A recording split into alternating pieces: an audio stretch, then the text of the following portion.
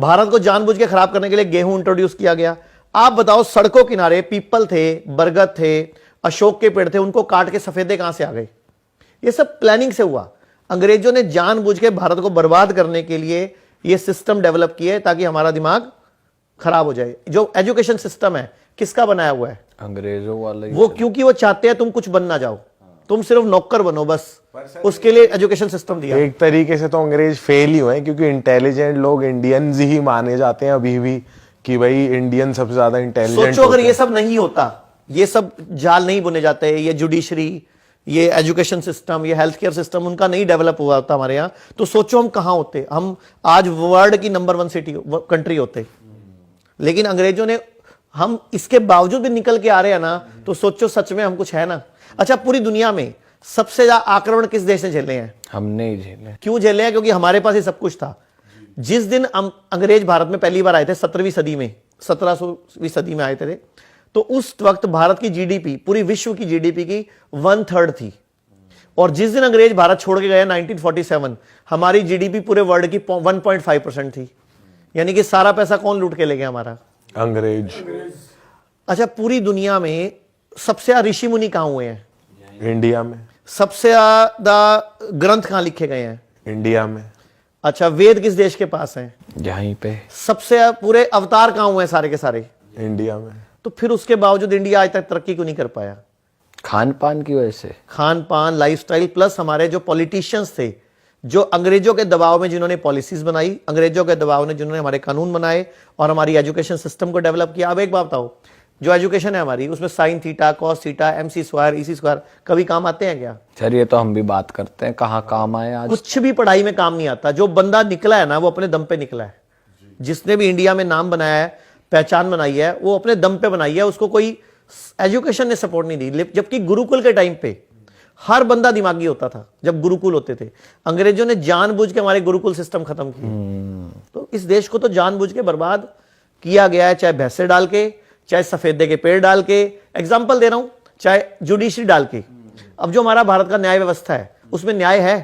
नहीं, न्याय तो नहीं है। अच्छा, आज से 300 साल पहले मान लो आप दो सगे भाई हो, 300 साल पहले आपका झगड़ा होता, दोनों भाई आप प्रॉपर्टी के डिस्प्यूट को लेकर झगड़ पड़ते, तो आप क्या करते? राजा के पास जाते, महामंत्री के पास जाते, पटवारी के पास जाते, दोनों की सुनता, फैसला कर देता। अब आप दोनों को 10 साल हो गए कोर्ट में धक्के खाते हुए। ये भाई चाह रहा है ये बर्बाद कैसे हो, ये भाई चाह रहा है ये बर्बाद कैसे हो। न्याय कहां है? आपके अंदर उल्टा दरार डाल दी गई। ये किसने डाली? अंग्रेजों के कानून ने, जुडिशरी सिस्टम ने। ऐसे ही भारत में हेल्थ केयर सिस्टम है जिसके हम भुगत भोगी हैं।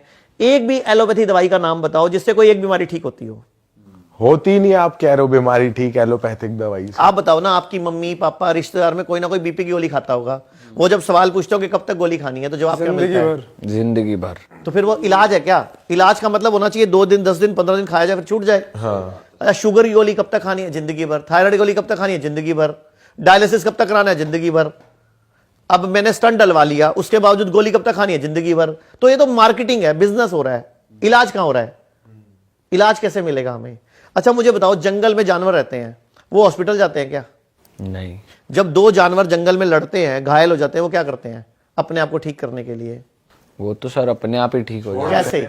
मान लो कोई दो जानवर लड़ पड़े और उनको खून निकलने लग गया, मतलब कोई स्किन छिल गई उनकी, वो क्या करते हैं? क्वेश्चन से पढ़ रहे थे, ऑटोमेटिक उनका ब्लड क्लॉट हो जाता होगा अपना। वो अपनी जीभ से चाट चाट के ठीक कर लेते हैं। और जिस जगह पे जीभ नहीं पहुंचती, उस जगह को मिट्टी पे, घास पे लौटते हैं, वो ठीक हो जाते हैं। और हम लोग क्या करते हैं? चलते हैं डॉक्टर के पास। अच्छा, जानवर, आपने कभी कोई जानवर पाला है? आपने भैया तीनों में से किसी ने कोई कुत्ता पाला हो? पाला है। आपकी किसी गर्लफ्रेंड ने पाला होगा? नहीं पाला मैंने, मेरे पास है डॉग एक। अच्छा, जब वो बीमार पड़ता है क्या करता है? बीमार पड़ता है तो उसको मतलब खाना खाना छोड़ देता है वो। ओके, और क्या करता है? खाना नहीं खाता और कोने में बैठा रहता है, हाँ, उदास शांत होकर। हो जाता है, ज्यादा घूमता फिरता तो नहीं। वो कौन से स्कूल में जाता है? किसी स्कूल में। किसी यूनिवर्सिटी में? आपने कोई ट्यूशन लगाई है उसकी? सर उसकी ट्यूशन लगाई थी, मास्टर ने हाथ खड़े कर दिए, ये नहीं सुधरेगा। ट्यूशन लगाई तो थी उसकी कि वो बैठो तो बैठ जाए, पर वो माना नहीं। अच्छा, ये उसको ज्ञान कहां से आया कि जब बीमार पड़ो तो खाना छोड़ देना है? ये सर कुदरती कहेंगे इसको तो। और हम बीमार पड़ते हैं, हम क्या करते हैं? हम खाना खा के दवाई लेते हैं कि एंटीबायोटिक खानी है, अच्छा, जब थोड़ी हम बीमार ब्रेड खा पड़ते हैं लो। और हम बोलते हैं ना मेरा मुंह कड़वा हो रहा है, हमारी मम्मी आती है, जरा सा खा ले। हम बोलेंगे नहीं नहीं मम्मी मुंह कड़वा नहीं, खा, हलवा बना दूं, हाँ। पीली दाल खा ले, खिचड़ी में दही डाल दूं, दलिया खा ले। हमारे घरों में खिलाया जाता है।